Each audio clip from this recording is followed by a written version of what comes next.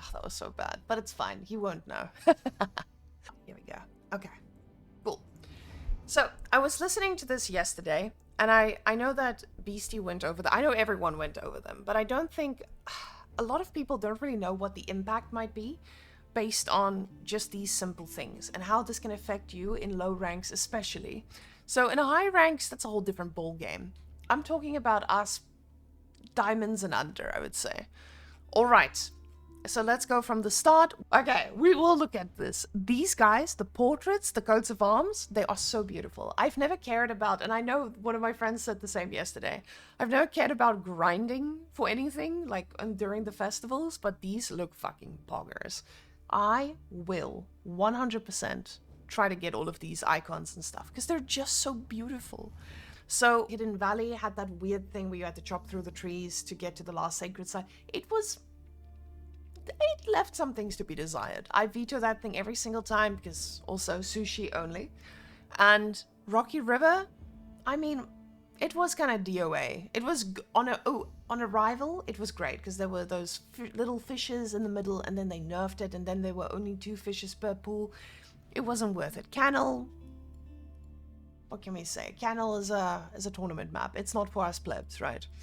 And then lastly, Golden Heights. Golden Heights I absolutely love. I think Golden Heights is a really fun water map because if you have a water map that doesn't punish you too much, or it's not automatically GG when you lose the water.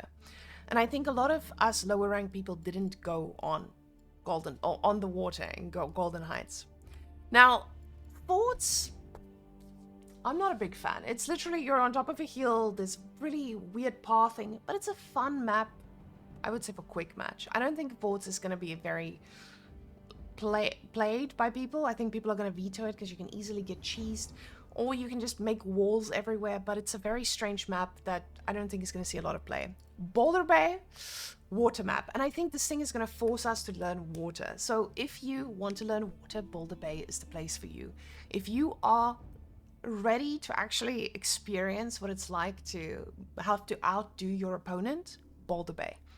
Mongolian Heights is very similar to Cannel. It has a very thin strip of water in the middle. And 4 lakes, absolutely love it. It has 4 lakes, surprisingly. And your opponent and you are going to be fighting. You need to make sure that you have at least 2 of those waters. And the great thing about this is you can dock your opponent as well. And a lot of times in lower ranks, people again skip the water, or they completely forget that your opponent can dock you. So you need to make a military ship as well to patrol your waters, so that you don't get clapped. Civilizations like HRE and Order of the Dragon, once they get on water, it's a destruction. So make sure that you shut down their wood. If they get onto water, shut down their wood, shut down their everything, right? Shut down their wood, gold, and food. But I would say food and wood takes priority in this case because they get food from water. It would have to be gold and on wood. You need to stop them from making an unlimited amount of fishing ships. And you also need to stop them from aging up, because the moment they age up, that's when men-at-arms come into your base and it's GG. So when we're looking at the civilizations, there's a bunch of AI changes, like some of the bugs we didn't even notice, right? But what the TLDR about the top is a bunch of crashes and stuff are fixed. A lot of the bugs are fixed.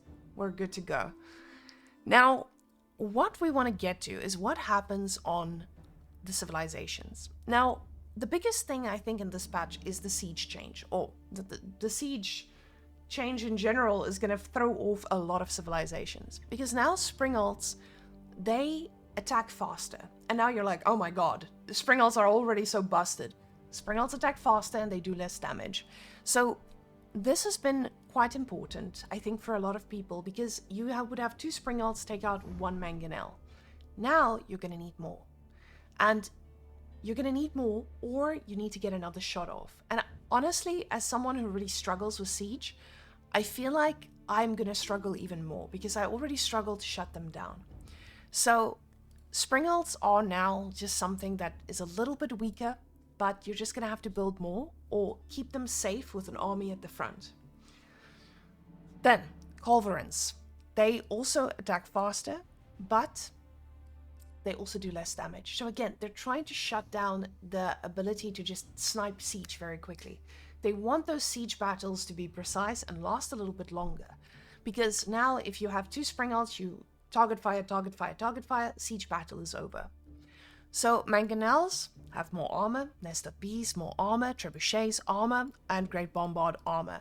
Now, as someone who already struggles against Ottomans, I think this is going to be really difficult to deal with. The fact that the Great Bombard also now has more armor, your springalds do less damage, your culverins do less damage, you're not going to be able to break those Great Bombards when they come out. They've already been so tough to deal with. So I see that if lower ranked players can learn Ottomans, I think that they're going to be quite difficult to deal with if you get to the late game. And the reason I highlight that is specifically because I know in lower ranks, we're not as aggressive as it is in Conqueror and maybe High Diamond. We're very campy. You're scared to attack.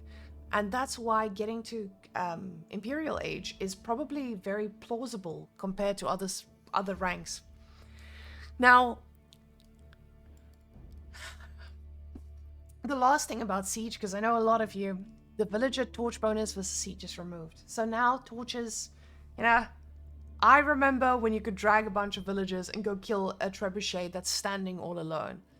Now that is going to be a little bit more difficult as well. So, do I like the changes? Yes, because I think it's going to give us a different type of play. We're going to be forced to micro a little bit better with our horses. Do I think it's going to make it more difficult for players like me who already struggle against Siege? Yes, I'm definitely not confident in my ability to reach Conqueror again after these changes, especially if I get to Castle Age. So, yes, let's go to the more important one, the Battering Ram changes. Now, the reason I say more important is because for many people, Battering Rams are insane to deal with. Once there's 4 rams in your base, it's GG. Only rams is a thing, but after this, only rams might be dead. So now they're cheaper. Not good, right? But they're also much squishier.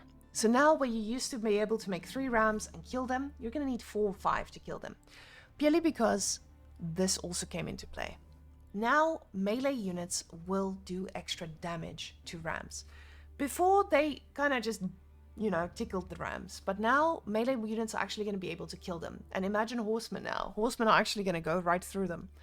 So this is a really good change for low rank players who really struggled against ram pushes. We're going to be able to shut this down. But now it feels like they're steering the game a little bit more towards late game, because now rams are nerfed.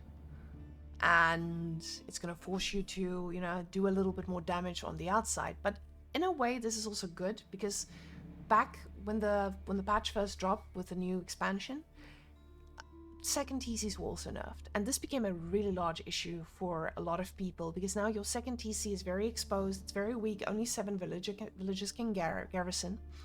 And making a few rams could take it down easily. Now I feel like this buffs that second TC. So I think we're going to see a lot more second TC plays just based off this ram nerf here. Now, Tith Barns, income reduced, free foods. Okay, great. There we go. I didn't even know Tith Barns existed until a few days ago. It's just when you are getting relics, you get other resources as well. Now, a big change for, again, our low rank people, because we all get to Imperial Age economy upgrades. So now, back in the day, yesterday, before the patch dropped, I think a lot of us never got our upgrades in Imperial Age because you don't really see the difference. Yes, there's faster gathering rate, but it doesn't feel the same. Now we will know that you can carry more stuff. So now you can carry extra 5 wood. You get an extra gather rate. And this is also pretty cool because now villagers drop off 15% more gold. So you're going to be able to see the changes. And I think that is also something that will force us to make a move and get the changes. So bug fits is bug fits, bug. Great, love that. Okay, now AOE4. Now, AOE4 has been a civilization that absolutely dominates in most lower ranks. The win rates are off the charts for them, I believe, in Plat and under. And Personally, I struggle as well. Now, culturing takes longer to finish, and that already helps your opponent to get to castle a little bit faster when they see you going for culturing. So now when the Gulams come into your base, you're not going to be automatically dead. You can actually get to castle and get your crossbows out in time. So you're going to struggle for a few seconds, but you just need to make sure you micro your units a little bit better. It's also a little bit more expensive. So culturing is cheaper for Aeobits, but now it's just a little bit less cheaper, so easier to clap. And Dervish's healing no longer heals yours in garrison. That wasn't a big problem for us because we didn't even know that happened. Okay, now the chiropractors. The cost have been reduced because they're rams. They're like fire rams, you know? They're the fiery rams of them all. But they're also nerfed in terms of health, which I'm very happy about because fuck the chiropractors. God damn. But the rest of it is going to be interesting. Byzantines has been buffed, I would say, overall. They get a little bit extra gather bonus, which is good. They were falling a little behind there if you punish them. The cisterns also go up a little bit faster. And you also see that stone cost has gone down. So when you reach a certain amount of cisterns, they're not going to be as expensive as they were before. Now, the cisterns, aside from the cisterns, we also... the horse landmark. That was definitely a landmark that we saw get nerfed to the ground. But now they're pushing it up a little bit. They allow you to start with more flasks, so your horses can activate their ability with, you know, no longer with almost nothing. So the health restored, though, that has been decreased. But again, I don't think this is bad. I don't think this is necessarily a huge nerf to Byzantines, because what you would do is with your horses, you would go in, do a little bit of damage, pull out, and then maybe go again and heal your horses in a fight. So I don't think you ever did that much or got that much damage that you would have to use the full ability of this, the full ability in full stop. Also, the healing duration has been decreased, so now they're going to heal up a little bit faster, I would say. And yeah, if nobody goes System of the Heal, yeah. And in Blue Flask Great Spawn okay, so they're trying to get people to make the landmark a little bit more. Grand Winery acts as a mill and monastery. Okay, so great, you can get upgrades. I don't know, I don't play Byzantines, you know. So, Limitane, let's see. Limitane getting a little bit of a nerf, which is good. I think Limitane has been a unit that we've been underutilizing a lot. They are absolutely destructive when you get to give them the right tools. So, I'm glad this is happening, because they might have seen this problem in higher ranks, but in lower ranks, this was not a problem at all, because we didn't know that they were busted. So yes, aside from that, Keshiks, loving this change, because I know when 3 Keshiks came in with that little batch, I would cry a few thousand tears. But yes, 2 Keshiks instead of 3, now we can actually deal with them with Spearmen. Streltsy cost has been increased, which is also really good, because I feel like Byzantines was just able, the moment they get to Streltsy, they'll be able to take down any castle or any knight civilization, which was pretty insane when you're playing French or Rus, because you're just going to run into these Streltsy and you're gone for. So, yeah, aside from that, I think those are the major changes for them. Now, Chinese, not getting many changes. I would not even go over them in that case. Delhi as well, skipping, and skipping as well. Those are not the important changes. The important one comes down to Japanese. So with Japanese, we can see they have changed the Shrinto Shrine a little bit. So they wanted the Healy grade to be increased and make sure that they're a little bit more tanky. Because honestly, if I was playing against Japanese, I would just go in, snipe the guy holding the box, leave, go, and it's finished. So the Buddhist temple, okay, now this, before I go on, sorry, this is quite important for you to sustain them, you know, to get relics, to be able to keep them alive, to heal up. It's just an important buff to them with these upgrades. that you can get from them. The Jeanne Festival as well, you can see they get +2 line of sight, which makes them very similar to Byzantines, you know, with the houses and the extended vision. So now your Japanese, they're also going to be able to see a lot more with their buildings. So I think this is really good for Japanese. And I love this upgrade too. The maximum number of Yorishiro. That is insane. When you get to getting your 2, you get those, I think right now it's 3 Yorishiro, but now you'll be able to get 5, which will allow you to get that extra bit of gold that you might need or production speed that you would want. I think this is a good change because Japanese did get clapped to the ground. I know we still struggle against the samurai's buffs, but at higher ranked, I think this is the most important. Or samurai rushes. It's 4 to 6. Okay, 4 to 6, not 3 to 5, 4 to 6. I've been corrected by Twitch chat. Thank you, Twitch chat. Now, Buddhist Temple, which I don't think anyone's gonna go, so... You know? If you still go the bald build, now, you know, they get gold, passive gold, which, I mean, it's pretty cool. If you do go the bald build, you're gonna have that passive income, which I kind of want to try. Should we do that? I think we're gonna do that next game. So, yeah, that's great. Love that. Thank you, Buddhist monks and everything that's coming in. So, very nice. Let's go to this one. A Koka Township will no longer instantly spawn a Shinobi. Now, this was a problem for higher ranks, not for us. So, Shinobis, the reason they need to stop this is because when you play against Japanese on a water map, they get a Shinobi, they shut down your dock, and they win. So, this has been a very important one to shut down, and luckily, they have done that. Then, Jeanne is nerfed. That's all you need to know. She does less damage. She takes more damage. Companions got nerfed the previous patch. This patch, just she got nerfed. Stats don't really matter. All you gotta know is she doesn't get experience from wolves. She is weaker. That is all you need to know. She's weaker, but her ranged version is a little bit better. So her health is still reduced, but the ranged Jeanne can get more move speed, which is pretty cool. So, health in Castle, she's been nerfed, or in Age 3, but I think they're trying to push the fact that Archer Jeanne hasn't seen any time on the field.